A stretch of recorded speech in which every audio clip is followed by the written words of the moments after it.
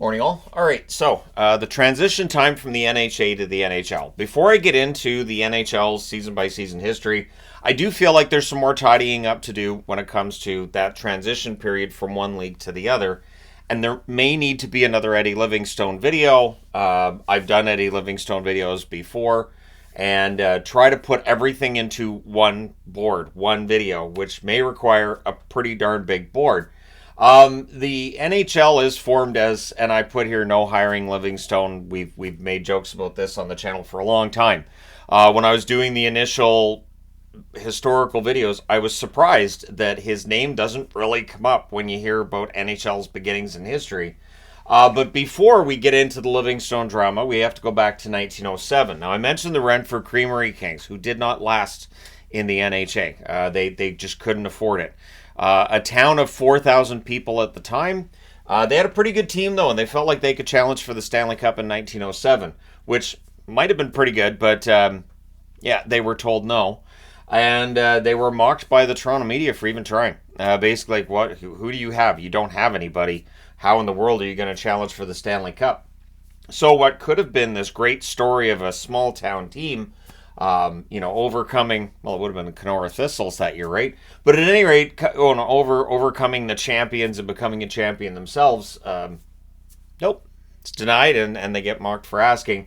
And eventually, due to the fact that it is a very small town and seeing that they're not going to be able to compete with the teams in the big cities, they would fold. So sadly, the Renfrew story ends before it's really started, but there's nothing stopping you from creating a Renfrew Creamery Kings team in your NHL 24 game, is there? All right, now 1912, the Quebec Bulldogs win the Stanley Cup, and teams in the PCHA notice. They offered PCHA contracts to all of the Quebec Bulldogs after they won the Stanley Cup. The Quebec Bulldogs would, of course, drop out before it became the NHL, and it was, financially difficult to support a team. And the Quebec Bulldogs, that's one way to look at it. Just imagine if a team won the Stanley Cup and then you find out, the Swiss League offered all of the guys on the Stanley Cup champions contracts, and most of them are going to go. Just imagine the chaos that would create. So the PCHA and the NHA having a bit of a tussle over contracts and rights and players and all that, right? So what was seen as a big part of the reason why these leagues were so antagonistic towards one another was Emmett Quinn, who was the president of the National Hockey Association. And he stepped down on October 28th of 1916, as Lester Patrick had said, there's going to be no peace between these two leagues until he's gone. He has to go. So the NHA kind of makes peace a little bit with the PCHA, and of course Lester Patrick would become part of the National Hockey League. And it certainly seemed to help, because 1917, of course, we formed the NHL. And of course, the PCHA would go out of business, as mentioned in the PCHA video I did yesterday. Now, Eddie Livingstone, being the entrepreneur he is, decides, I own one Toronto team. Why don't I own both? There's the Toronto Blue Shirts and the Toronto Shamrocks. So he buys the Toronto Blue Shirts, and the Shamrocks were already his. Great. Perfect. Well, the PCHA says, fine. They bought all of the Blue Shirts players. So he buys a second team, and all of those players on that second team he bought are taken from him by the PCHA. You just bought this team? That's great. We're going to take all the players and put them in the PCHA. You're welcome. So you still end up with one team. Now, where it gets interesting, too, and I mentioned this, that the 228th Battalion, of course, they'd finished the first half of the season, and then they get assigned overseas because there's this whole global skirmish going on.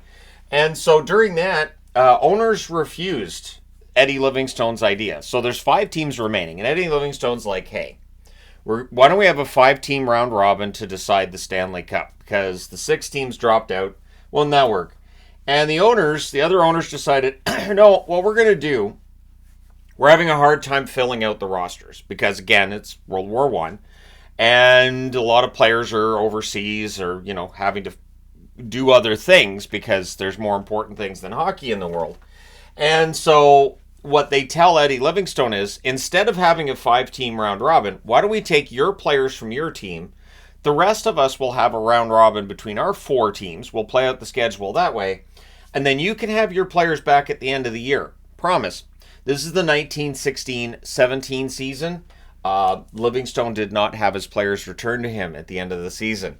See, the thing is, Eddie Livingstone clearly didn't get along with NHL owners, soon to become NHL owners, and they weren't exactly shy about their antagonism towards Livingstone, but it's kind of understandable why he was ticked off and why lawsuits were flying for a long time after that.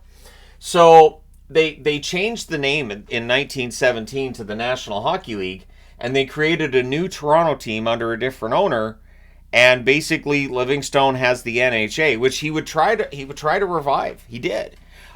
He tried, I believe it was 1919. And of course, I will do a Livingstone video again and try to collect as much information as possible to throw on the board. But he did try to resurrect the NHA. It wouldn't have worked, even if he'd been able to cobble together a couple other owners to get things going. The NHL was already in the process of...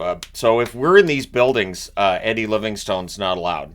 He's not allowed to have a team in these buildings, and making sure they had the largest buildings. And eventually, Livingstone would be like, well, we'll try the States. And they'd be like, we'll just go to the States and expand down there, so you can't get your foothold.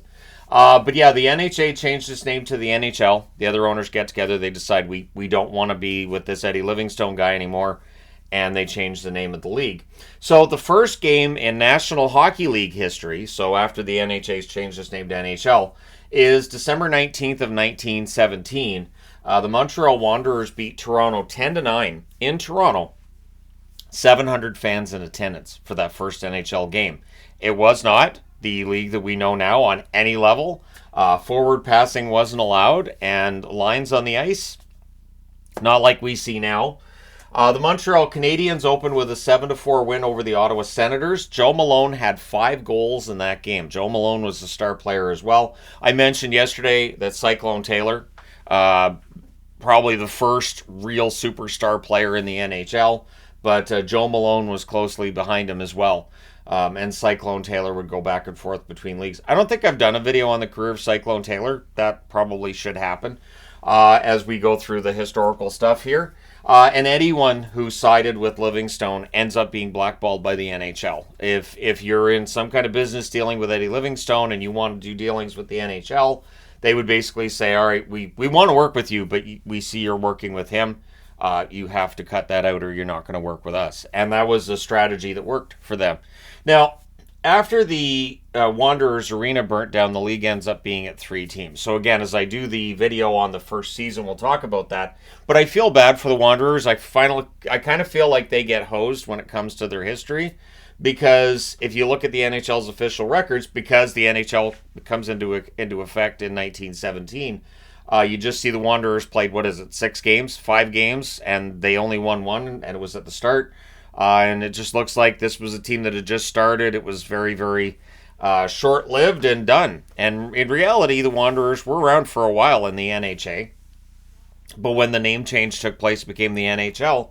You're looking at a brand new record books and brand new everything.